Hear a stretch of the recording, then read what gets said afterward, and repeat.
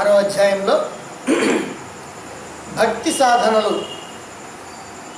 వాటికి కలిగేటువంటి అంతరాయాలు అంటే భగవంతుని మీద మనం భక్తిని కలిగి ఉండాలి అని అంటే మనం చేసేటువంటి సాధనల్లో ఏ రకమైనటువంటి ఆటంకాలు కలుగుతాయో ఆ ఆటంకాలు కలగకుండా ఉండాలంటే మనం ఏ జాగ్రత్తలు తీసుకోవాలో వాటిని గురించి ఇక చెప్పబోతూ ఉన్నారు నారద మహర్షి. అందులో 61వ సూత్రం, భక్తుడు ఎందుకని దుఃఖాలకి లోను కాకుండా ఉంటాడు, దుఃఖాలకి చలించకుండా ఉంటాడు. నిజంగా భక్తుడు దుఃఖాలకి చలించకుండా ఉండాలి, అలా ఉంటాడు. అయితే ఎందుకని, దానికి కారణాన్ని ఇక్కడ తెలియజేస్తూ ఉన్నారు. 61వ సూత్రం చూడండి. లోకహానౌ చింతా నకార్య నివేదితాత్మా లోకవేదశీలత్వాత్ లోకహానౌ చింతా నకార్య నివేదితాత్మా లోకవేదశీలత్వాత్.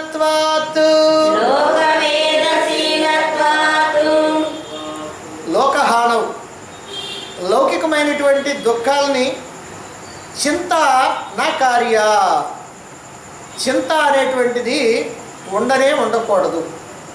లౌకికమైనటువంటి విషయాల్లో కలిగేటువంటి దుఃఖాలు ఏవైతే ఉన్నాయో వాటిని గురించినటువంటి చింత భక్తుడైనటువంటి వాడికి ఉండకూడదు.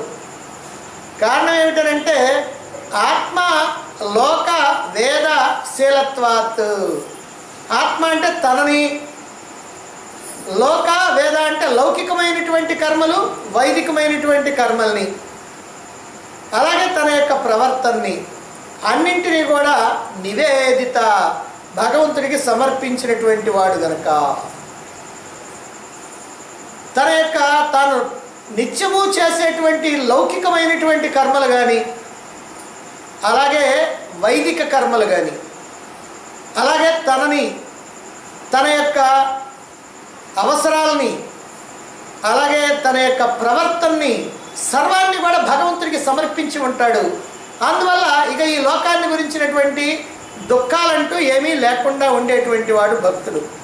కాబట్టి భక్తుడు తనని లౌకికమైనటువంటి వైదికమైనటువంటి కర్మల్ని సమస్తాన్ని కూడా భగవంతుడికే సమర్పించి ఉంటున్నాడు గనక, సమర్పణ చెయ్యాలి గనక ఈ లోకంలో ఉన్నటువంటి దుఃఖాలకి చెలించకుండా ఉంటాడు అని ఇక్కడ మనకి తెలియజేస్తూ ఉన్నారు. భక్తుడైనటువంటి వాడికి సుఖ దుఃఖాలు ఏవి కూడా అంటవు అంటే అతడు రాతి గుండె కలిగినటువంటి వాడా, సుఖాలకి పొంగకుండా దుఃఖాలకి చెలించకుండా ఉన్నాడు అని అంటే అతడి యొక్క గుండె రాయి లాంటిదా అంటే కాదు అని మనం ఇక్కడ అర్థం చేసుకోవాలి. ఏమిటంటే అతడికి లోకమంతా భగవంతుడే, తాను భగవంతుడే, అన్ని ప్రాణికోట్లు భగవంతుడే, సర్వము పరమాత్మ తప్ప ఇంకా రెండవదేమీ లేదనేటువంటి భావన. ఏకమేవా అద్వయం నేహ నానాస్తి కించన అని చాందోగ్యోపనిషత్తులో చెప్పినట్టుగా ఉన్నదంతా ఒకే ఒక్క బ్రహ్మము పరమాత్మ తప్ప అన్యమైనటువంటిది రెండవదేది లేదు. కనుక ఇక్కడ నేను ఏదైతే చూస్తున్నానో ఆ చోటు చూసేదంతా కూడా పరమాత్మే, పరమాత్మ కంటే వేరైనటువంటిది ఏమీ లేదు. కనుక ఈ లోకంలో ఉన్నటువంటి సమస్తమైనటువంటి ప్రాణికోట్లి పరమాత్మే, నేను పరమాత్మే, అంతా పరమాత్మే, పరమాత్మ తప్ప రెండవది ఏదీ లేదనేటువంటి భావన కలిగి ఉన్నటువంటి వాడు భగవంతుడు అంతటా ఉన్నాడని, ఆయన ఆనంద స్వరూపుడైనటువంటి వాడని, భగవంతుడు ఎప్పుడూ లోక కళ్యాణాన్నే కోరుకుంటూ ఉంటాడని, ఇక్కడికి ఎవరికి ఏ కష్టం వచ్చినప్పటికీ కూడా భగవంతుడే తీర్చడానికి సిద్ధంగా ఉంటాడని, ఆయన వల్లనే అన్ని రకాలైనటువంటి దుఃఖాలు తొలగిపోతూ ఉంటాయని, ఆయన సాన్నిహిత్యం వల్లనే మనకి ఆనందం కలుగుతుంటుందని, ఇలాంటి భావన కలిగినటువంటి వాడు, ఇలాంటి భావన నిశ్చితమైనటువంటి జ్ఞానం ఉన్నటువంటి వాడు భక్తుడు. ఇలా సంపూర్ణంగా నమ్మినటువంటి వాడే భక్తుడైనటువంటి వాడు. అందుకే అతను ఈ లోకంలో ఉన్నటువంటి దుఃఖాలకి దేనికి కూడా చెలించడు.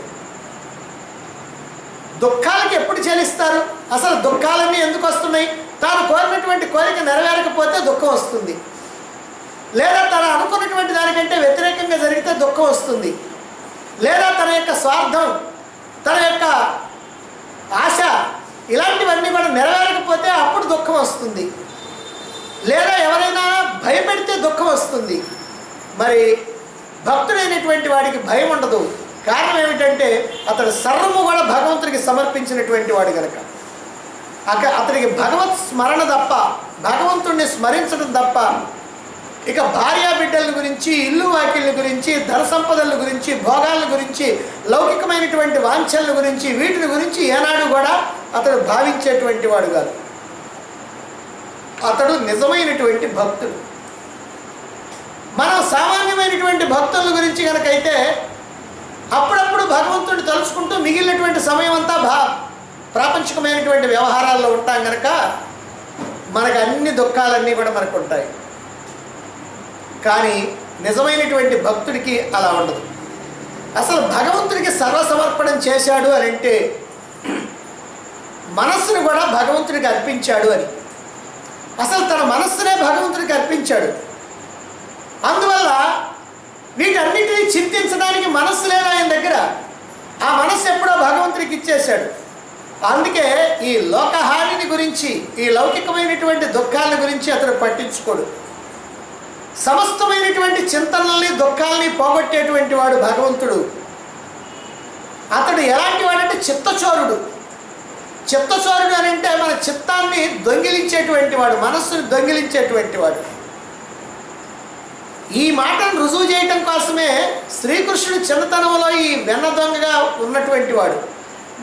లేకపోతే ఆయన ఇంట్లో వెన్న లేక కాదు, ఆ ఊళ్ళో ప్రతి ఇంటికన్నా కూడా ఆయన ఇంట్లోనే ఎక్కువ వెన్న ఉంటుంది.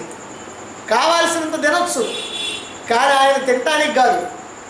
ఇది లోకానికి ఒక రకమైనటువంటి సూచన ఇవ్వాలి. వెన్నని ఎందుకు దొంగతనం చేయటం అని అంటే మనస్సు కూడా వెన్న లాంటిది కనుక వెన్నని దొంగతనం చేయటం అంటే మనస్సుని దొంగతనం చేయటం అని అర్థం. అందుకని ఆయన చిత్తచోరుడు అని అన్నారు.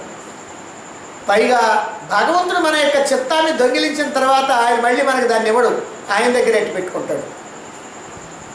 మన చిత్తాన్ని ఆయన దొంగిలిస్తాడు కనుక చింతనలు చేసేటువంటి, దుఃఖపడేటువంటి, బాధపడేటువంటి ఈ చిత్తం ఇక మన దగ్గర లేదు కనుక ఇక భక్తుడికి ఏ రకమైనటువంటి దుఃఖం కూడా ఉండదు, ఏ రకమైనటువంటి లౌకికమైనటువంటి ఆలోచన అతనికి ఉండదు.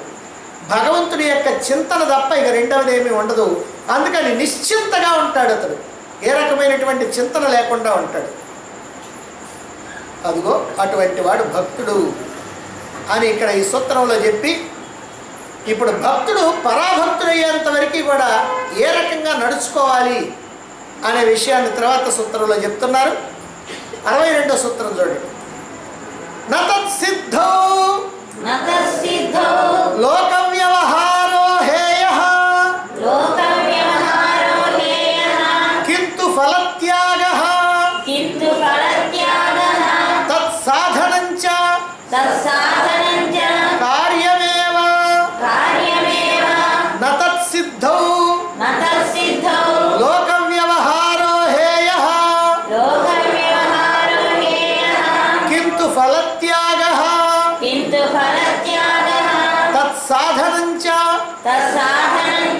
కార్యమేవ తత్సిద్ధౌ ఆ భక్తి సిద్ధించేంత వరకు, తత్సిద్ధౌ ఆ భక్తి సిద్ధించేంత వరకు, ఏ భక్తి?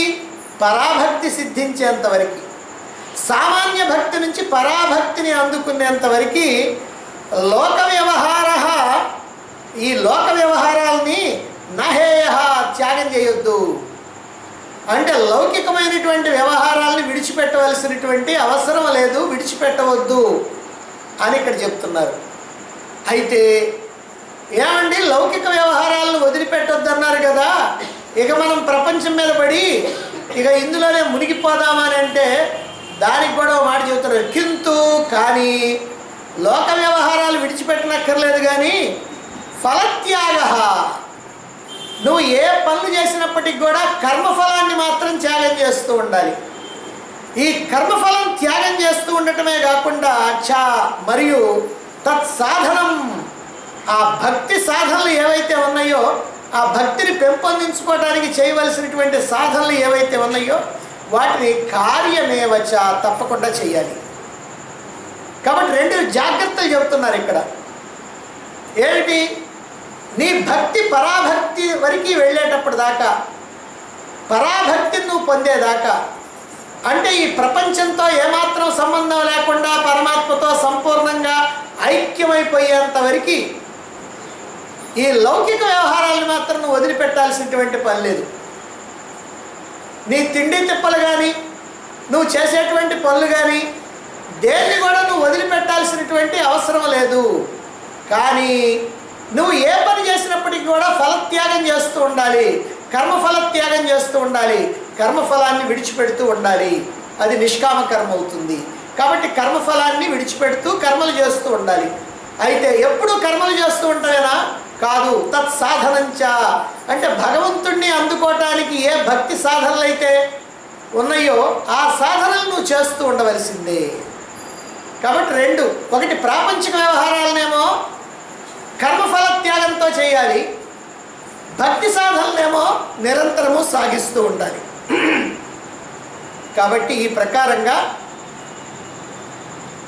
పరాభక్తిని పొందేంత వరకు నీవు ఈ జాగ్రత్తలు తీసుకోవాలి అని ఇక్కడ నారద మహర్షి ఈ సూత్రంలో తెలియజేస్తూ ఉన్నాడు. సాధనలు చేసేటప్పుడు అనేకమైనటువంటి ఇబ్బందులు వస్తూ ఉంటాయి, అనేకమైనటువంటి ఆటంకాలు కలుగుతూ ఉంటాయి. వాటిని దృష్టిలో పెట్టుకునే నారద మహర్షి ఇక్కడ భక్తుడు అవలంబించాల్సినటువంటి సాధనా విధానాలు ఏవైతే ఉన్నాయో, ఆ సాధనలు చేసేటప్పుడు తీసుకోవాల్సినటువంటి జాగ్రత్తలు ఏవైతే ఉన్నాయో వాటన్నింటినీ కూడా చెబుతూ ఉన్నాడు. సాధకుడైనటువంటి వాడు భక్తిలో సిద్ధి పొందేంత వరకు ఈ లౌకికమైనటువంటి వ్యవహారాలని వదిలిపెట్టవలసినటువంటి అవసరం లేదు అని ఇక్కడ మహర్షి తెలియజేస్తూ ఉన్నాడు. ఏమిటి? గృహ కార్యాలు, ఇంటి పనులు ఉంటాయి కదా, ఇంటికి సంబంధించినటువంటి పనులు అవి వదలాల్సిన పని లేదు. నిత్య కర్మలు ఉంటాయి కదా, అవి వదలాల్సినటువంటి పని లేదు. వృత్తి, వ్యాపారం, వ్యవసాయం, ఉద్యోగం, పరిశ్రమలు ఇలాంటివి ఏవైతే నువ్వు నిర్వహిస్తూ ఉన్నావో వాటిని కూడా నువ్వు విడిచిపెట్టవలసినటువంటి అవసరం లేదు. ఇక సామాన్యమైనటువంటి లౌకిక విషయాలు ఏవైతే ఉన్నాయో వాటన్నిటినీ కూడా కొనసాగిస్తూ ఉండవలసిందే. కొనసాగించు, తప్పు లేదు. ఎందుకని ఇలా చెప్పారు? మనలో వాసనలు ఉన్నంత వరకు భక్తి మనకి చక్కగా సిద్ధించదు. ఏమండి, లౌకిక వ్యవహారాలు ఎందుకు చేసుకోమన్నారు అంటే ఇక్కడ ఒక చిత్రమైనటువంటి లాజిక్ ఉందన్నమాట. ఏమిటదనంటే మనలో వాసనలు ఉన్నంత వరకు కూడా భక్తి అనేటువంటిది కుదరదు. వాసనలనే పాపాలు అంటారు. వాసనలు ఏం చేస్తాయి అంటే మనల్ని కర్మలకి ప్రేరేపిస్తూ ఉంటాయి. ఈ కర్మలకి ప్రేరేపిస్తూ ఉన్నప్పుడు ఆ కర్మలు కనుక మనం చేయకుండా కూర్చుంటే ఈ వాసన లోపల గందరగోళాన్ని సృష్టిస్తూ ఉంటాయి. అంటే లోపల నుంచి ఏదైనా ఓ పని చేయాలని నీకు ఆలోచన వచ్చినప్పుడు ఆ పని చేయకపోతే ఎట్లాగైతే ఆ లోపల నుంచి ఆ భావన మళ్ళీ మనం వచ్చి ఇబ్బంది పెడతా ఉంటుందో ఆ ప్రకారంగా ఈ వాసనలు మనల్ని ఇబ్బంది పెడుతూనే ఉంటాయి. అందుకని మనం కర్మలు చేయాలి. కర్మలు చేస్తేనే వాసనలు ఖర్చు అవుతాయి. మరి కర్మలు చేస్తే వాసనలు ఖర్చు అవుతాయి కానీ మళ్ళీ కొత్త వాసనలు పేరుకుంటాయి కదా. మళ్ళీ కర్మలు చేస్తూ ఉన్నప్పుడు మనం ఆలోచన చేస్తాం కదా. ఈ ఆలోచన చేసినప్పుడు ఆలోచనల కారణంగా మళ్ళీ వాసన లోపల పేరుకుంటాయి కదా. అప్పుడు ఏం ప్రయోజనం అండి? పాతవి పోతాయి, కొత్తవి వస్తాయి. మనకేమిటి దానివల్ల ప్రయోజనం? మనకి ప్రయోజనం కలగాలంటే పాతవి పోవాలా, కొత్తవి రాకుండా ఉండాలి. అందుకోసం అని చెప్పి ఇక్కడ ఈ కర్మలు చేసేటప్పుడు ఫలాసక్తిని వదలండి, కర్మఫల త్యాగం చేయండి అని ఇక్కడ నారద మహర్షి మనకి తెలియజేస్తూ ఉన్నాడు. ఇదంతా కూడా వాసనలన్నీ కూడా మనకి క్షయం కావటం కోసమే. ఎందుకు కర్మలు చేయమన్నారంటే వాసనలు క్షయం కావటం కోసం. మళ్ళీ కొత్త వాసనలు చేరకుండాలి కాబట్టి ఫలత్యాగం చేస్తూ కర్మలు చేయమన్నారు. కాబట్టి నిష్కామంగా ఫలాసక్తి లేకుండా కర్మఫలం నాకు కావాలని కోరకుండా ఇలా కర్మలు కనుక నిరంతరముగానే చేస్తూ ఉన్నట్లయితే లోపల ఉన్నటువంటి వాసనలు ఖర్చు అవుతుంటాయి, కొత్తగా వాసనలు చేరకుండా ఉంటాయి.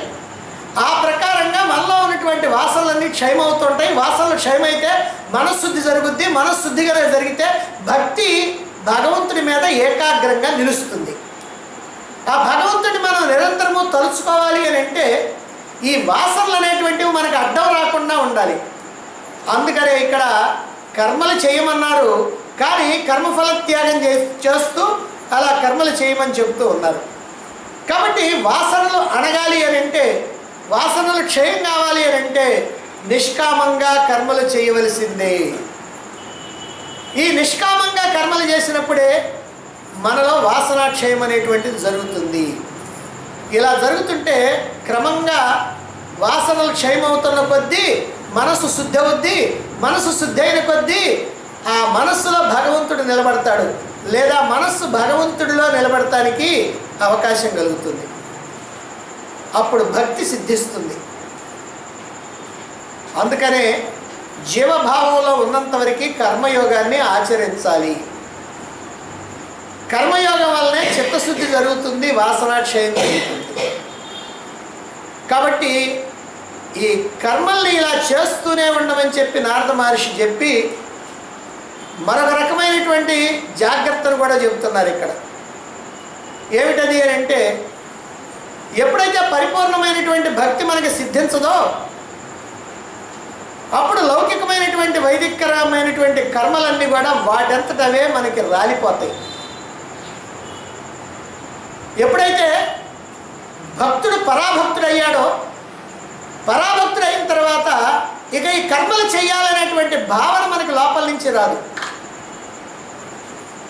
దాన్నే నైష్కర్మ్య సిద్ధి అని భగవద్గీత చెప్పింది. నైష్కర్మ్య సిద్ధి అని అంటే కర్మలు చేయాలనేటువంటి కోరిక లేకుండా పోవడం. కాబట్టి మనకి పరాభక్తి కనుక సిద్ధించింది అని అంటే కర్మలు చేయాల్సినటువంటి అవసరం లేకుండా పోతుంది.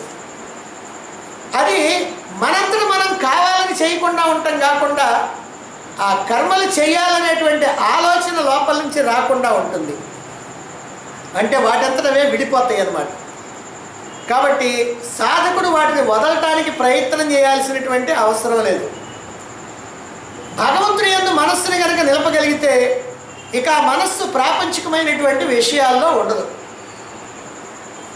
అందుకని రెండవ జాగ్రత్త ఏం చెప్పారంటే, నిరంతరము కూడా నీలో భక్తిని పెంపొందించుకోవడానికి ఏ సాధనలు చేయాలో ఆ సాధనలు నిరంతరం చేస్తూ ఉండమని చెప్పారు.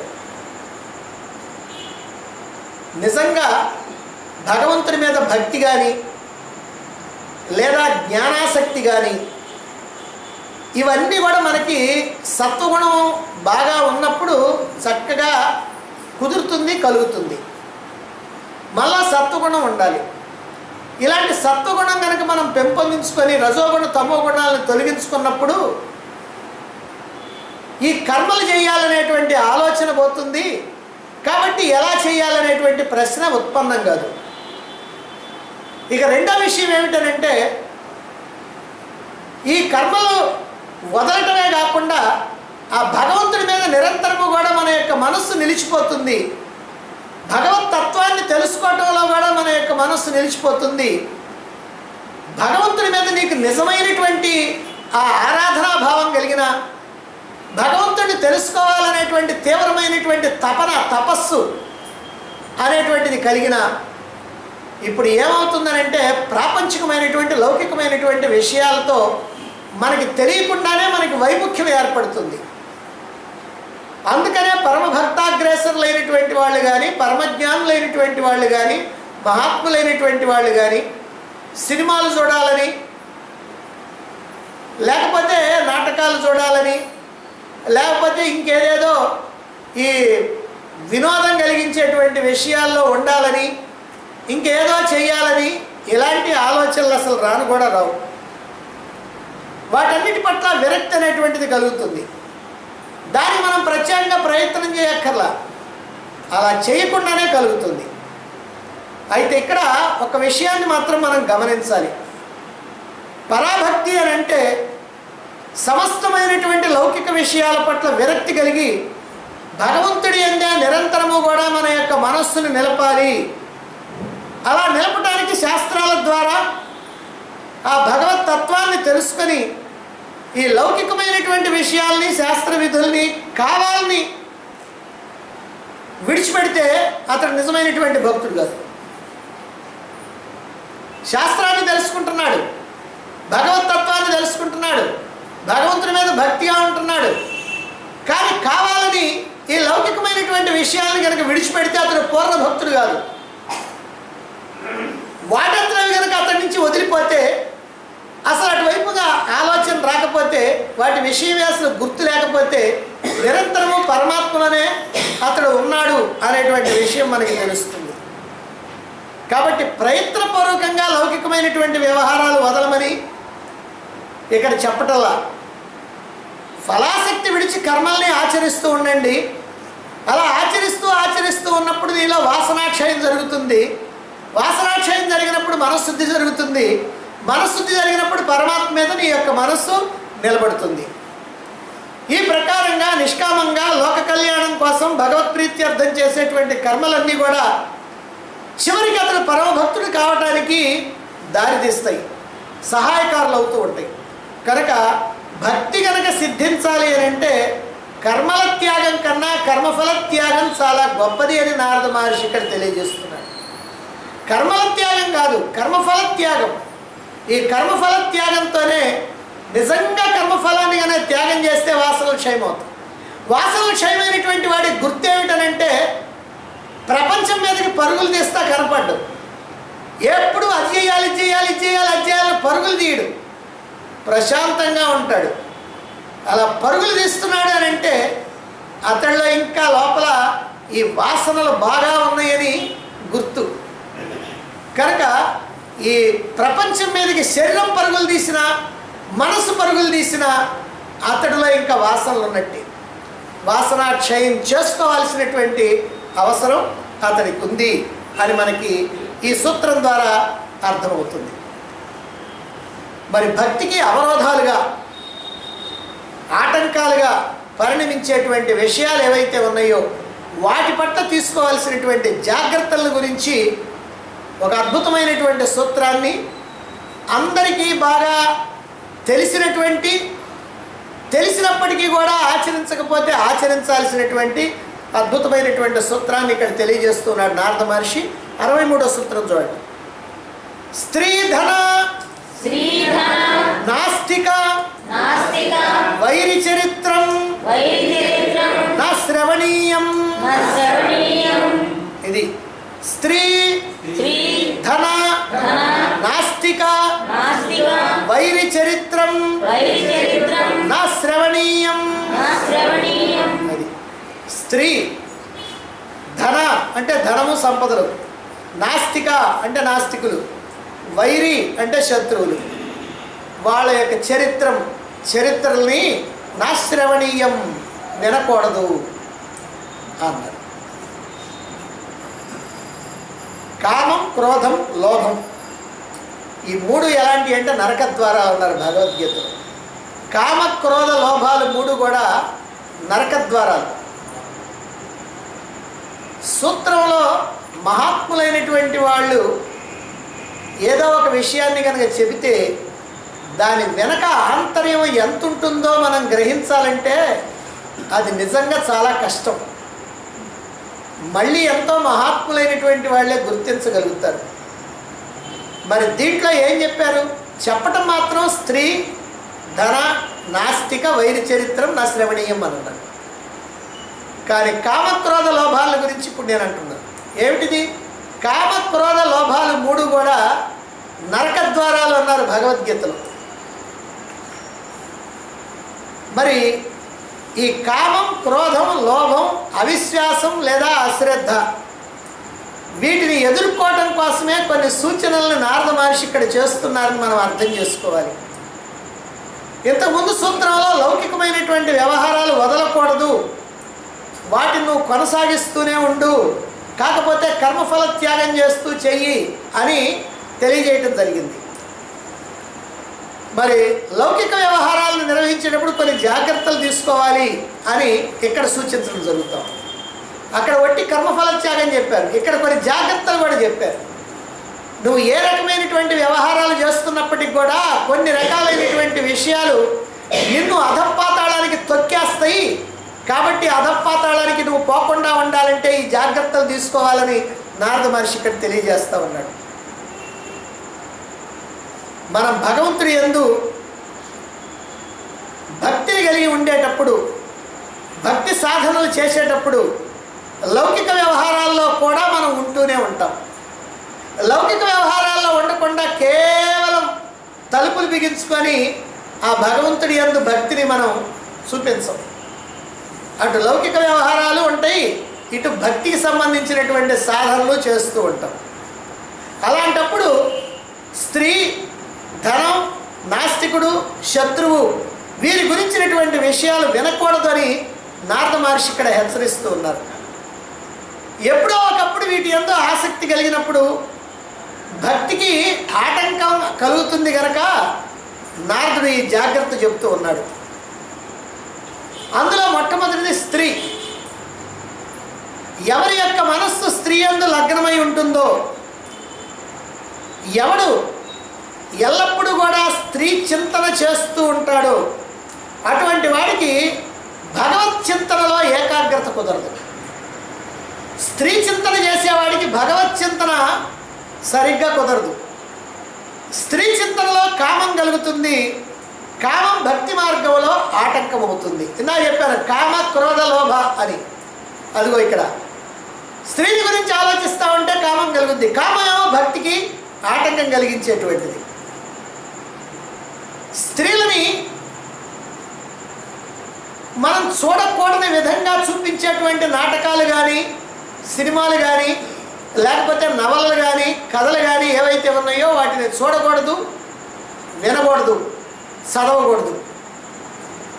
వీటి వల్ల ఏమవుతుందంటే స్త్రీలతో సన్నిహితంగా ఉండటం వల్ల కానీ, ఈ రకమైనటువంటి ఈ గ్రంథాలు లేదా ఈ నాటకాలు, ఈ సినిమాలు, నవళ్ళు వీటిని చూడటం వల్ల కానీ, వాటిని గురించినటువంటి చింతన చేయటం వల్ల కానీ ఎప్పుడో ఒకప్పుడు కామాసక్తి కలిగేటువంటి ప్రమాదం ఉంది. దీనికి కారణం భాగవతంలో అజామిళుడి కథ మనకి తెలుసు. భాగవతంలో అజామిళుడు మొట్టమొదటి ఎంతో సద్బ్రాహ్మణ వంశములో పుట్టినటువంటి వాడు, చక్కగా వేదాధ్యయనం చేస్తున్నటువంటి వాడు, అన్ని రకాలైనటువంటి సంధ్యోపాసనతో సహా సమస్తమైనటువంటి సాధనలు నిర్వహిస్తున్నటువంటి వాడు, శుద్ధమైనటువంటి చిత్తం కలిగినటువంటి వాడు. కానీ ఒకసారి చూడకూడనటువంటి దృశ్యాన్ని చూచాడు అంతే. ఒక పొదరింట్లో ఒక స్త్రీ పురుషులు ఇద్దరు కలిసి ఉండటాన్ని, ఆ చూడకూడనటువంటి దృశ్యాన్ని చూచాడు. అతని మనస్సు కాస్త చెడిపోయింది. చివరికి ఎంతటి పతనావస్థకి దిగజారాడో, ఎంత పతనమైపోయాడో, భార్యని వదిలిపెట్టి, ఇల్లు వాకిని వదిలిపెట్టి, చేయాల్సినటువంటి సాధనలు వదిలిపెట్టి, ఈ బ్రాహ్మణత్వాన్ని వదిలిపెట్టి, అన్నీ వదిలిపెట్టేసి చివరికి నీచాతి నీచమైనటువంటి సాంగత్యంతో నీచమైనటువంటి స్థితికి దిగజారిపోయాడు. మరి ఈ రోజున ఈనాడు విషయం కనుక మనం ఆలోచించినట్లయితే మనం ఏమీ చదవాల్సినటువంటి పని లేదు, ఏమీ చూడాల్సినటువంటి పని లేదు. రోడ్డు మీద కనుక మనం అలా వెళుతూ ఉంటే ఆ పక్కన ఉన్నటువంటి గోడల మీద ఉన్నటువంటి వాల్ పోస్టర్లు కనుక చూస్తే చాలు మనలో చక్కగా వికారం కలుగుతుంది బ్రహ్మాండంగా. ఈ వికారాలు మాత్రం కాకుండా ఇంకా సినిమాలు కానీ, బ్లూ ఫిల్ములు కానీ, సెక్స్ నవళ్ళు కానీ, ఇంకా ఇలాంటివన్నీ చాలా ఉన్నాయి. అలాగే స్త్రీలకు కూడా స్త్రీల పట్ల ఆసక్తి కలిగినటువంటి పురుషుల యొక్క సాంగత్యం ఏదైతే ఉందో వాళ్ళు కూడా దాన్ని త్యజించాల్సిందే. అంటే స్త్రీల సంగతి చెప్పారు కదండి అని అంటే పురుషులైనటువంటి వాళ్ళకి చెప్పారు కదా, స్త్రీలకు చెప్పలేదు అనుకోవక్కర్లా. స్త్రీల విషయం పురుషులకి, పురుషుల విషయం స్త్రీలకి. అయితే ఇక్కడే మనం కాలానుగుణంగా ఈ నాగరికత పెరిగిపోయినటువంటి స్థితిలో మనం కొన్ని విషయాలు చాలా జాగ్రత్తగా తెలుసుకోవాల్సినటువంటి అవసరం ఉంది. ఇంత జాగ్రత్తలు చెప్పినటువంటి కాలంలో మునీశ్వరులు లాంటి వాళ్ళు కూడా ఆ స్త్రీలను చూస్తే వాళ్ళ యొక్క తపస్సులు మానేసి పరుగులు తీసినటువంటి సమయం ఉంది. అలాగని స్త్రీ జాతిని సంపూర్ణంగా నిషేధించాలా? అసలు స్త్రీల గురించి అసలు పట్టించుకోకూడదా? వాళ్ళతో అసలు సంబంధ బాంధవ్యాలు ఉండకూడదా? వాళ్ళతో మాట్లాడకూడదా? వాళ్ళకేం చెప్పకూడదా? వాళ్ళు చెప్పినవి ఏం వినకూడదా అని అంటే ఇది చాలా తప్పు అవుతుంది. ఎందుకంటే సమాజంలో సగభాగం స్త్రీలను తమతో సమానంగా చూడటాన్ని పురుషులు అలవర్చుకోవాలి.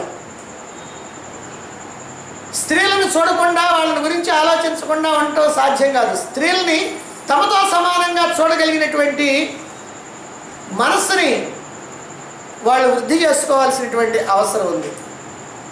స్త్రీల్ని గౌరవించవలసినటువంటి అవసరం ఉంది. ఆ గౌరవించేటువంటి మనస్సుని వృద్ధి చేసుకోవాలి. కొన్ని విషయాల్లో స్త్రీలు బలహీనమైనప్పటికీ కూడా కొన్ని విషయాల్లో తమ కన్నా అధికులైనటువంటి వాళ్ళు స్త్రీలు అని గుర్తించాలి. ఎందుకంటే ఈనాడు స్త్రీలు పురుషులతో సమానంగా, కొంతమంది పురుషుల కంటే అధికంగా కూడా వాళ్ళ యొక్క తెలివితేటల్ని ప్రదర్శిస్తూ ఉన్నారు, వాళ్ళ యొక్క నైపుణ్యాన్ని ప్రదర్శిస్తూ ఉన్నారు. కనుక స్త్రీల్ని తేలిగ్గా అంచనా వేయాల్సినటువంటి అవసరం లేదు. కొన్ని విషయాల్లో స్త్రీల్లో చాలా గొప్పతనం ఉంది, వాళ్ళలో సహనం ఉంది, వాళ్ళలో భక్తి భావన ఉంటుంది. ఇలా కొన్ని విషయాల్లో స్త్రీల్లో చాలా గొప్ప విషయాలు ఉంటాయి. మరి ఆపదలో ఉన్నటువంటి వాళ్ళు స్త్రీలైనా బాలురైనా వృద్ధులైనా వాళ్ళ స్త్రీలు కనుక మనం విడిచిపెట్టాలా అంటే లేదు. అందరినీ ఒక్కటిగా చూడటం నేర్చుకొని రక్షించాల్సినటువంటి అవసరం ఉంది. ఆపదలో ఉన్నప్పుడు రక్షించడం అది మానవ ధర్మం, కర్తవ్యం. అలాగే స్త్రీలకి వాళ్ళ అభిప్రాయాలకి వాళ్ళ యొక్క అభిలాషలకి అనుగుణంగా నడుచుకునేటువంటి అవకాశం ఇవ్వాలి. నిజంగా చెప్పాలంటే ఈ రోజుల్లో స్త్రీని శాసించేటువంటి వాడు అతన్ని సామాన్యంగా మనిషిగా గుర్తించడానికి వీలు లేదు. స్త్రీని శాసించకూడదు, ఆమె యొక్క అభిప్రాయాలని గుర్తించి గౌరవించాల్సినటువంటి అవసరం ఉంది. ఒకవేళ ఏదైనా పొరపాట్లుగా జరుగుతూ ఉన్నట్లయితే ఆ పొరపాట్లని సుహృద్భావపూర్వకంగా పరిష్కరించుకోవాలే కానీ నువ్వు ఇలా ఇంట్లో నుంచి బయటకు రావటానికి వీలు లేదు, నేను ఇంట్లో పెట్టి తాళం వేసి వెళ్ళిపోతాను అని ఇలా శాసించేటువంటి స్థితి అది మానవత్వం కాదు, అది మృగత్వం అవుతుంది. ఇక భగవంతుడి మీద భక్తిని కలిగి ఉండటంలో కానీ, భక్తికి సంబంధించినటువంటి పూజాధికాలు, పారాయణలు మొదలైనటువంటి కార్యక్రమాల నిర్వహణలో కానీ సమర్థత కలిగినటువంటి వాళ్ళే స్త్రీలు. మరి అటువంటి కార్యక్రమాల్లో వాళ్ళతో కలిసి పాల్గొనటం ద్వారా పురుషులు తమలో ఉన్నటువంటి భక్తిని కూడా పెంపొందించుకోవాల్సినటువంటి అవసరం ఉంది. అలాంటప్పుడు స్త్రీలను నిషేధించడం అనేటువంటిది ఎలా కుదురుతుంది? కనుక నారదుడు చెప్పినటువంటి విషయాన్ని మనం చాలా జాగ్రత్తగా, కాలానుగుణంగా, ఈ సమయానికి సందర్భానికి సరిపోయినట్లుగా మనం ఆలోచించాల్సినటువంటి అవసరం ఉంది. ఇలా పురుషులు మానసికంగా దృఢమైనటువంటి సంకల్పంతో, ఉన్నతమైనటువంటి భావాలతో తమను తాము తీర్చిదిద్దుకోవాల్సినటువంటి అవసరం ఉంది. స్త్రీల పట్ల జాగ్రత్త అని చెప్పినప్పుడు పురుషులు తమ యొక్క మనస్సుని ముందు సరి చేసుకోవాల్సినటువంటి అవసరం ఉంది. పవిత్రమైనటువంటి భావనతో, భగవద్భావనతో ఉండాలి. స్త్రీలను దేవతలుగా ఆరాధించాల్సినటువంటి అవసరం ఉంది. సమస్తమైనటువంటి ప్రాణికోటిని కూడా భగవత్ స్వరూపంగా చూడమని చెబుతూ ఉన్నప్పుడు, అందరూ పరమాత్మ స్వరూపులే అని చెబుతూ ఉన్నప్పుడు, ఆ పరమాత్మ స్వరూపంగా చూడటం కనుక నేర్చుకున్నట్లయితే ఇబ్బంది ఏమొస్తుంది? అలా చూడటం చేతగాక ఏదో అంగడి వస్తువుగా చూడటం, ఇలా రకరకాలైనటువంటి భావాలు, మనకున్నటువంటి సినిమాలు, టీవీలు, ఇందులో అడ్వర్టైజ్మెంట్లు, వీటన్నిటినీ చూసి మన యొక్క మనస్సును చెడగొట్టుకుంటున్నావే తప్ప నిజంగా జాగ్రత్తగా కనుక ఆలోచించినట్లయితే స్త్రీలతో సమానంగా, స్త్రీలను కూడా సమానంగా చూడటం కానీ, వాళ్ళతో సమానంగా కలిసి పనిచేయటం కానీ ఇందులో ఏ రకమైనటువంటి అభ్యంతరం ఉండకూడదు. అందువల్ల ఇక్కడ స్త్రీలను నిషేధించడం కాకుండా మన మనసులో ఉన్నటువంటి భావాలని, చెడ్డ భావాల్ని, దుష్ట భావాల్ని నిషేధించడానికి మనం సిద్ధం కావాలి. ఇక రెండవది ధనం. అంటే స్త్రీల గురించి చెప్పినటువంటి జాగ్రత్త తర్వాత ధనాన్ని గురించి జాగ్రత్త చెప్పారు. ఎప్పుడు ధనాన్ని గురించి, సంపదల గురించి, భోగభాగ్యాల గురించి, భోగ్య వస్తువుల గురించి మాట్లాడుతూ ఉన్నా, వింటున్నా, ధన సంపదలతో మునిగి తేలుతూ ఉన్నా, ఇక అటువంటి వాళ్ళని ఎంత సంపాదించినా ఇంకా సంపాదించాలని తపనపడిపోతూ ఉన్నటువంటి వాళ్ళని చూస్తున్నా వీటన్నిటి మీద ఆసక్తి కలుగుతుంది. అపరిమితమైనటువంటి ఆశ కలుగుతుంది. ఇలా గనక ఆశ గనక కలిగితే అతడు భక్తికి భగవంతుడికి దూరం అయిపోతాడు. కనుక నిరంతరము కూడా భక్తికైనా జ్ఞానానికైనా ప్రాపంచికమైనటువంటి విషయాల పట్ల వైరాగ్యం ఉండాలి. వైరాగ్యం ఉండాలి అని అంటే ఎల్లప్పుడూ కూడా ధన సంపదల గురించి, భోగభాగ్యాల గురించి, వస్తువుల గురించి, విషయాల గురించి, వీటన్నిటి గురించి ఆలోచిస్తూ అందులోనే కనుక ఉంటే వైముఖ్యం ఎట్లా కలుగుద్ది, వైరాగ్యం ఎట్లా కలుగుద్ది? అందుచేత వాటికి దూరంగా ఉండాల్సినటువంటి అవసరం ఉంది. ఒక ఆయన ఉన్నాడు, పూర్వం కొంతకాలం కిందట నాకు తెలిసినటువంటి వ్యక్తి ప్రతిరోజు వచ్చి అయ్యా బంగారం ఎంత ఉంది రేటు అని అడుగుతాడు. ఒక ఆయన్ని, బంగారం షాప్ ఆయన్ని ప్రతిరోజు అడుగుతాడు. సాధారణంగా మనం ఏమనుకుంటామంటే ఆయన ఏదో కొనాలనుకుంటున్నాడేమో, ఎంత రేటు ఉందో తెలుసుకోవాలనుకుంటున్నాడు అనుకుంటాం. కానీ ఇట్లా రోజు అడగటం మొదలుపెట్టిన తర్వాత అనుమానం వచ్చింది, ఎందుకు అడుగుతున్నాడని. ఎందుకు అడుగుతున్నామనంటే నవ్వుతున్నాడు. అసలు సంగతి ఏంటంటే ఆ బంగారం రేటు ఎంత ఉందో కానీ తెలిస్తే తన ఇంట్లో ఉన్న బంగారానికి రేటు కట్టి నాకు ఇంత ఆస్తుందని తెలుసుకోవటం కోసం, ఇందుకోసం అడుగుతున్నాడు. పైన అడిగేది ఇప్పుడు ఈ కాలంలో కాదు, బంగారం రేటు 100 రూపాయలు, 110 రూపాయలు, 105 రూపాయలు ఉన్నప్పుడు. అప్పుడు ఏమవుతారంటే నెల రోజులకు ఒకసారి కూడా రూపాయి 2 రూపాయల కంటే కూడా పెరగదు. అదిగో అలాంటి రోజుల్లో రోజు అడిగేవాడు, ఏమాత్రం ఎంత ఉంది, ఇవాళ ఎంత ఉంది రేటు, ఇవాళ ఎంత ఉంది రేటు. ఇలాంటి ఆలోచన ఉన్నటువంటి వాడు భగవంతుడి వైపు తిరగటానికి ఏమైనా అవకాశం ఉందా? ఆ రోజుల్లోనే ఆయనకి 70 సంవత్సరాలు, 75 సంవత్సరాల వయసు ఉంది. ఏమయ్యా భగవంతుడి వైపు తిరగవచ్చు కదా, భగవంతుడి గురించి ఆలోచించవచ్చు కదా, రోజు బంగారం రేటు అడగటం ఎందుకని నేనంటే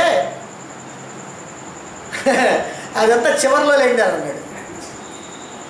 చివరంటే ఎప్పుడు అని అన్నా, చెట్టు చివరిలో రండి అన్నాడు. అంటే చివరంటే ఎప్పుడు నాకు తెలియక అడుగుతున్నాను, చివరంటే ఎప్పుడు అని అన్నా. చివరిలో లేయా, అదంతా చివరిలో, ఇప్పుడు కాదులే, ఇప్పుడంతా. అంటే ఇప్పుడు నువ్వు కుర్రాడివా ఏమిటానంటే, కుర్రాడిని కాదు అంటే చివరిలో మనం ఇప్పుడు అవన్నీ ఎందుకు మనకి అని అన్నాడు.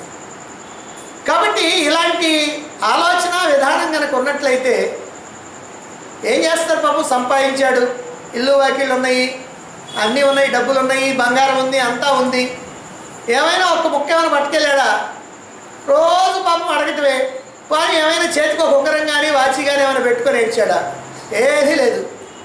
రోజు అడగటం, లెక్కేసుకోవటం, మళ్ళీ వెళ్ళి కూర్చోవటం, ఇదే పని అంతే. కానీ ఏమైనా ఈ సమయంలో ఒక్కసారి ఆ భగవంతుడిని తెలుసుకోవడానికి ఏమైనా ప్రయత్నం, ఆహా, దానికి టైం లేదు. కనుక ఈ ధన చింతన కనుక అధికమైనట్లయితే, ఈ ధనాన్ని గురించినటువంటి ఆలోచన కనుక అధికమైతే మనలో లోభం కలుగుతుంది. నా చెప్పాము స్త్రీ విషయంలో కామం కలుగుతుంది, ఇక్కడ లోభం కలుగుతుంది. ఎందుకని? ఇంకా ఇంకా సంపాదించాలి, సంపాదించినటువంటి దాన్ని దాచుకోవాలి. దాచుకోవాలంటే ఏం చేయాలి? స్థలాల రూపంలో, పొలాల రూపంలో, ఇళ్ళు వాకిల రూపంలో, బ్యాంకు డిపాజిట్ల రూపంలో, బంగారం రూపంలో, వెండి రూపంలో, ఆ రూపంలో, ఈ రూపంలో, ఇలాగ మనం దాచుకోవాలి అనేటువంటి ఆలోచన వస్తుంది. ఎప్పుడు ఆలోచించేటువంటి వాడికి ఇవే ఆలోచనలు. మళ్ళీ వీటన్నిటి నేను ఎందుకు నమ్మాలి అని అనుకున్నప్పుడు మరొక పని చేస్తాడు. పూర్వకాలంలో ఈ పని చేసేవాడు. కారణం ఏమిటంటే ఎన్నాళ్ళైనా రేట్లు పెరగవు. ఇల్లు కొన్నా అంతే, స్థలం కొన్నా అంతే, పొలం కొన్నా అంతే, బంగారం కొన్నా అంతే, ఎప్పుడు ఒకే రేటు. 50 సంవత్సరాలు 60 సంవత్సరాలు ఒకే రేటు వచ్చింది. అందుకని ఆ రోజుల్లో ఏం చేశారంటే మొత్తం ముద్దలుగా మార్చేసి ఇక్కడ ఇంట్లో చోట గొయ్యి తీసి, బాగా గొయ్యి తీసి ఆ గోతిలో పెట్టేసి ఆ పైన చెత్తా చెదారం పెట్టి కప్పేసేవాడు. ఎవరికి తెలియకుండా రహస్యంగా దాచుకునేవాడు. అదిగో ఆ రకంగా దాచుకోవాలనిపిస్తుంది. తాను తినడు, ఒకళ్ళకి పెట్టడు, ఇంకొకళ్ళని తిన్నీయుడు. ఇదే లోభ బుద్ధి. లోభం అంటే ఇదే. ఎంతసేపటికి కూడా దాచుకునేటువంటి పనే కానీ దాన్ని ఉపయోగించుకునేటువంటి పని మాత్రం ఉండదు. ఈ లోభ బుద్ధి కలిగినటువంటి వాడికి న్యాయ విచక్షణ ఉండదు.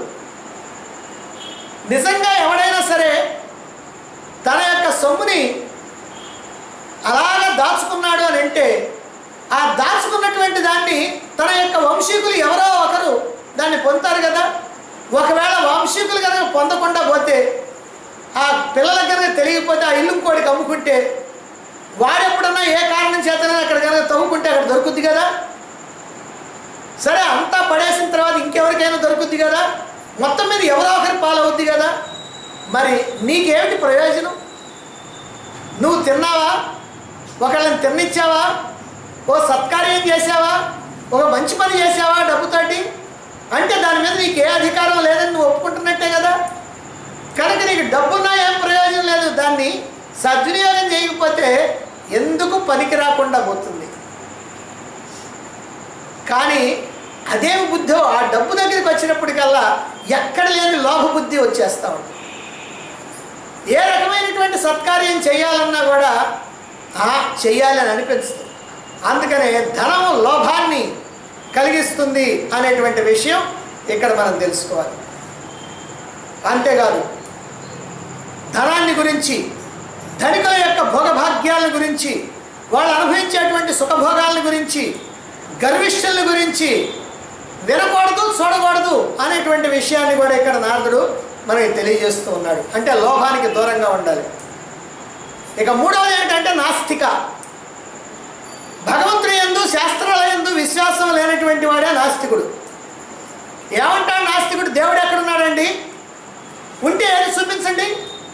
ఉంటే కనపడకుండా ఉంటాడా? సరే, నాకు కనపడ్డు, నీకు కనపడ్డు, అసలు ఎవరికి కనపడకుండా ఉంటాడా? ఎవరికైనా కనపడ్డాడండి అసలు భగవంతుడు ఇంతవరకు? ఎవరైనా సరే నేను భగవంతుడిని చూశాను అని అన్నాడా? కాబట్టి భగవంతుడు ఎక్కడున్నాడు? ఇదంతా కూడా మాయ, ఇదంతా కూడా మూర్ఖత్వం, ఏమీ తెలియనటువంటి వాళ్ళు చెప్పేటువంటి మాటలు ఇవన్నీ కూడా అని అంటూ ఉంటారు. తెలియగలిగినటువంటి వాళ్ళు కల్పించారండి దేవుడు దేవుడు దేవుడు అని. ఎందుకనంటే వాళ్ళ యొక్క స్వార్థం కోసమని, ఈ దేవుడి పేరు చెప్పి అందరినీ దోచుకోవాలని అదిగో అలా చేశారండి. అదిగో చూడండి, ఫలానా భగవాను ఏం చేశాడు? అందరి సొమ్ము కాజేశాడు, అదిగో మూటలు కట్టుకున్నాడు, కూర్చున్నాడు. ఆ తర్వాత ఇప్పుడు వాడికి దిక్కు దేవాణం లేదు. ఇదిగో ఫలానా చూడండి ఏం దరిద్ర పనులు చేస్తా ఉన్నాడు, అదిగో ఫలానాడు చూడండి. ఎవరో దొరుకుతారు నలుగురు, ఆ దొరికినటువంటి వాళ్ళని చూసి అదిగో ఇదిగో ఇలాంటి పనులు చేయటానికని ఓ తీర్మానం చేసేస్తారు, నిర్ణయం చేసేస్తారు. కనుక ఈ నాస్తికులతో సహవాసం చేసిన, ఈ నాస్తికుల యొక్క మాటలు విన్నా, వాళ్ళని గురించినటువంటి ఆలోచన చేసిన భగవంతుని యందు అవిశ్వాసం ఏర్పడుతుంది. ఎందుకంటే వినగా వినగా వినగా మనకేమవుతుందంటే, అవునండి భగవంతుడు ఉన్నాడు, అసలు ఉంటే అసలు ఎందుకు కనపడ్డు? ఏదో ఊరికి గ్రంథాల్లో శాస్త్రాల్లో చెప్పడమే కానీ ఒక్కడ నేను చూశానని చెప్పడేమండి. నిజమే, వాడు చెప్పింది కూడా నిజమే అని చిన్నగా అట్టట మనకు అనిపిస్తూ ఉంటుంది అన్నమాట. దానివల్ల ఏమవుతుందంటే భగవంతుని మీద భక్తి తగ్గిపోద్ది, భగవంతుని మీద విశ్వాసం తగ్గిపోద్ది, మనం చేసేటువంటి సాధనలు సరిగ్గా సాగవు, సందేహాలు పీడిస్తూ ఉంటాయి. అందుకని నాస్తికులకు దూరంగా ఉండటం ఎంతో అవసరం అనేటువంటి విషయం ఇక్కడ తెలుసుకోవాలి. ఇక నాలుగవది వైరి. నిజమైనటువంటి భక్తుడి యొక్క మనస్సులో ఎవరి పట్ల వైరభావం అనేటువంటిది ఉండదు. అతడి దృష్టిలో అందరూ భగవత్ స్వరూపులే కనుక అతడు ఎవరిని కూడా ద్వేషించడు. అయితే భక్తి పూర్తిగా సిద్ధించినటువంటి స్థితిలో, పూర్తిగా భక్తుడు కానటువంటి స్థితిలో, పూర్తిగా జ్ఞాని కానటువంటి స్థితిలో భ్రమ వల్ల ప్రమాదవశాత్తు ఎవరైనా భక్తుడితో వైరం కనుక తలపెడితే ఆ వైర సంబంధమైనటువంటి మాటలు సాధ్యమైనంత వరకు వినకుండా ఉండాలి. ఎందుకనంటే అవి వింటే ఏమవుతుందంటే క్రోధం కలుగుద్ది, కోపం వస్తుంది. శత్రువులకు సంబంధించినటువంటి విషయాలు కనుక వింటే, ఆ శత్రువుల యొక్క మాటలు కనుక వింటే మనలో కోపం కలుగుద్ది. కనుక శత్రువుల పట్ల ఉదాసీనంగా ఉండాలి, వాళ్ళ పట్ల కోపం అనేటువంటిది ప్రదర్శించకూడదు. ఇప్పుడు దీన్ని బట్టి మనకి ఏమర్థం అవుతుందంటే స్త్రీ చింతన వల్ల కామం, ధన చింతన వల్ల లోభం, వైరి చింతన వల్ల క్రోధం. ఈ మూడు రకాలైనటువంటి కామం, క్రోధం, లోభం అనేటువంటి ఈ మూడు కూడా కలుగుతాయి. ఇక నాస్తిక చింతన వల్ల అవిశ్వాసం, భగవంతుని పట్ల అవిశ్వాసం కలుగుతుంది. అందువల్ల ఈ విషయాల పట్ల జాగరూకతతో మెలగాలి అని నారద మహర్షి ఇక్కడ హెచ్చరించేసి మరికొన్ని జాగ్రత్తల తర్వాత సూత్రంలో చెప్పబోతున్నారు. వాటిని మనం రేపు చెప్పుకుంటాం.